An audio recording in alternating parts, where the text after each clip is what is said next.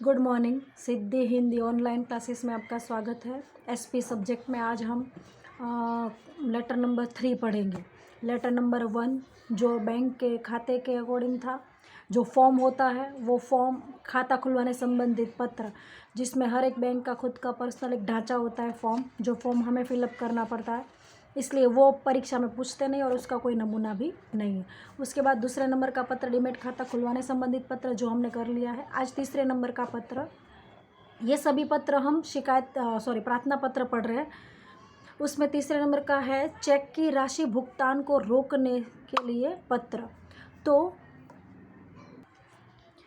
Check की राशि भुगतान के संबंधित में पत्र, तो जो भी प्रार्थना पत्र है मैंने उसका टाइटल आप लोगों को बता दिया है कि शुरुआत में आपको पैराग्राफ क्या करना है। उससे पहले हम देख लेते हैं कि किस तरह से आपको पत्र लिखना है। इस तरफ दाहिनी बाजू यहाँ पर आपको अपना पता लिखना है। पते के एग्जिट सामने इस तरफ आपको फ़ोन नंबर, मोबाइल, सिर्फ आपको दिखाने के लिए फॉर्मेट। अक्षर आपको नहीं दिख रहे कोई बात नहीं, आपको सिर्फ एरिया देखना है। पूरे पत्र को ब्रैकेट के अंदर भरा हुआ ये एरिया में आपको अपना पता लिखना है। यहाँ पर फ़ोन नंबर और मोबाइल नंबर, फैक्स जो भी हो वो पते के बाद में एक लाइन छोड़कर आपको तारीख कैसे लिखनी है, आंकड़ों में। जो भी महीना है पूरा शब्दों में, महीना लिखने के बाद कोमा और पूरी साल।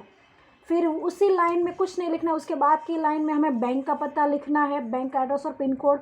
और एड्रेस में भी जब तक एड्रेस पूरा नहीं होता है कोमा डालना है। फिर यहाँ पर विषय, सब्जेक्ट, किस विषय में हमें पत्र लिखा है, संबोधन, श्रीमान या वो, और उसके बाद हमारा ये पैराग्राफ। उसके बाद संलग्न कुछ है तो ठीक है, यहाँ पर आपका विश्वसनीय, फिर सिग्नेचर, उसके बाद नाम, और पूरे पत्र को आपको बांधना है।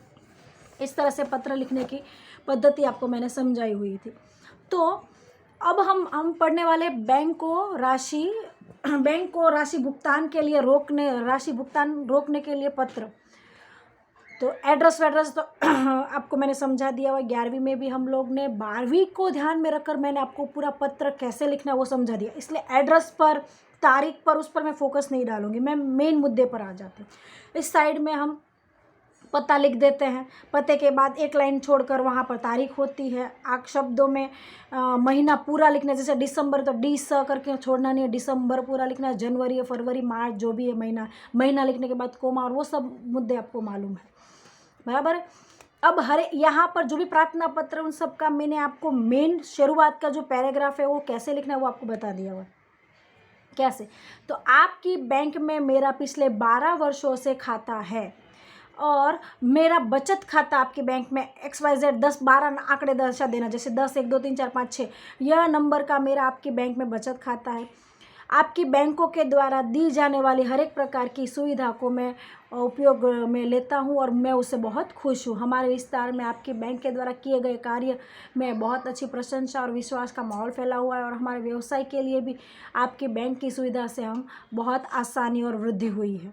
ये पहला पैराग्राफ आपको प्रशंसा का, कितने सालों से बैंक में खाता है, आपका खाते का नंबर और आपके खाते का प्रकार, यानी बचत खाता है कि चालू खाता, और आपके खाते का नंबर, ये सब आपको यहाँ पर दर्शा देना है। पहले पैराग्राफ में क्या दर्शाना है, कितने वर्षों से आप बैंक के खाते का उपयोग कर रहे हो, उसके बाद खाते का नंबर और खाते का प्रकार, और फिर आपको बैंक की प्रशंसा करनी, क्योंकि आप बैंक की सुविधा प्राप्त करना चाहते हो। इसका मतलब ये हुआ कि आप बैंक के कार्य से खुश हो, तभी तो आप नई सुविधा प्राप्त करना चाहते हो, तो बैंक की प्रशंसा करनी। ये पहला पैराग्राफ हो गया। अब सेकंड पैराग्राफ में मैंने आपको बताया कि जिस विषय में हमारा पत्र हो उस विषय के बारे में सेकंड पैराग्राफ में क्या करनी है, शुरुआत करनी। तो हमारा ये 3rd नंबर का पत्र किसके बारे में, कि चेक की राशि भुगतान के संबंध में।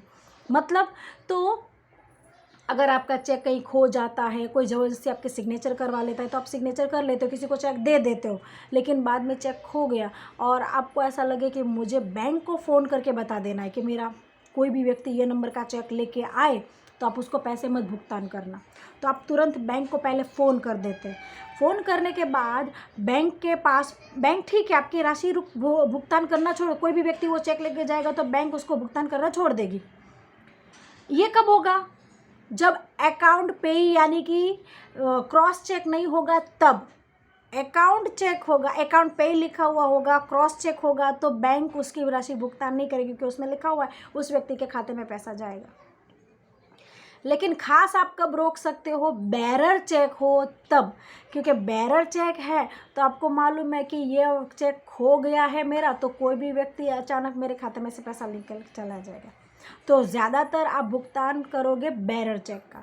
तो बेरर चेक आपका खो गया, उसकी राशि भुगतान के लिए पहले बैंक को फ़ोन कर दिया, बैंक ने राशि भुगतान करना बंद तो कर दिया, जो भी चेक लेके आएगा उसको रोक देंगे, लेकिन बैंक के पास सबूत के तौर पर कुछ होना चाहिए। आज के ज़माने में प्रमाण एक चीज़ मायने रखता है बहुत।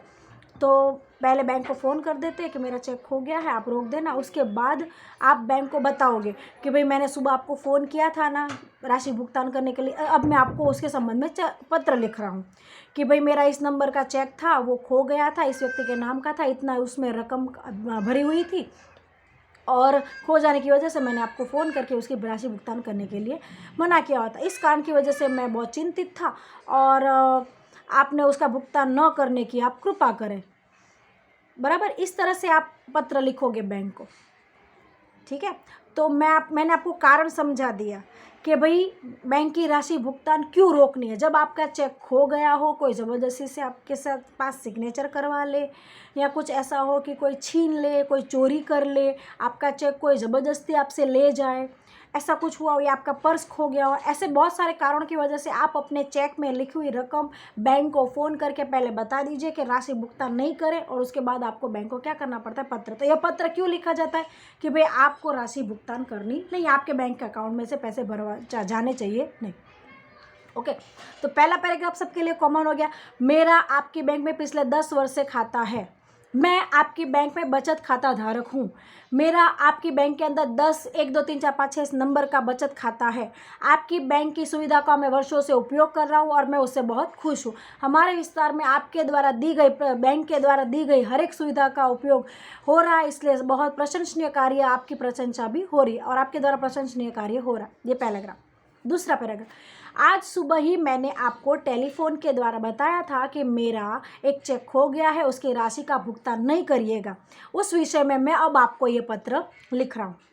थर्ड पैराग्राफ, श्रीमान बैंक मैनेजर श्री, मैंने 19 तारीख को एक चेक लिखा था जिसके ऊपर 10,000 की रकम भरी हुई थी और वो चेक बेरर चेक था। तो वह चेक मेरा खो जाने की वजह से उस चेक की राशि का भुगतान आपके द्वारा ना हो, वह चेक खो गया, इसलिए मैं बहुत चिंतित था और मेरे व्यवसाय को और मेरे बैंक अकाउंट, मेरे बैंक बैलेंस यानी मेरे बैंक में जमा राशि को बहुत फ़र्क पड़ता।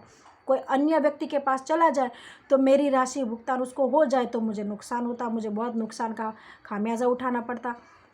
इसलिए मैं आपसे विनंती करता हूं कि अगर वह नंबर का चेक का नंबर दर्शा देना, वह नंबर का चेक अगर कोई व्यक्ति लेकर आए तो आप उसको रकम का भुगतान करिएगा नहीं। ये आपकी मैं आपको इसकी प्रार्थना कर रहा हूँ। उसके बाद और एक छोटी सी लाइन में, इस संदर्भ में आप त्वरित से त्वरित कार्यवाही करेंगे और चाहे बैंक में मेरी राशि का भुगतान रोकेंगे, ऐसी मुझे आशा है। आभार। आपका विश्वसनीय, फिर अपने नाम लिखना और सिग्नेचर करना। इस तरह से ये पत्र भरना है। क्या क्या बातें याद रखनी है, तो शुरुआत का पैराग्राफ तो ये 9 पत्र के अंदर कॉमन रहेगा। खाते, बैंक आप कितने वर्षों से उपयोग कर रहे हो, खाते का प्रकार, नंबर और प्रशंसा, ये पहला पैराग्राफ। सेकंड पैराग्राफ, तो इस बात की वजह से मैंने आपको पत्र लिखा हुआ है।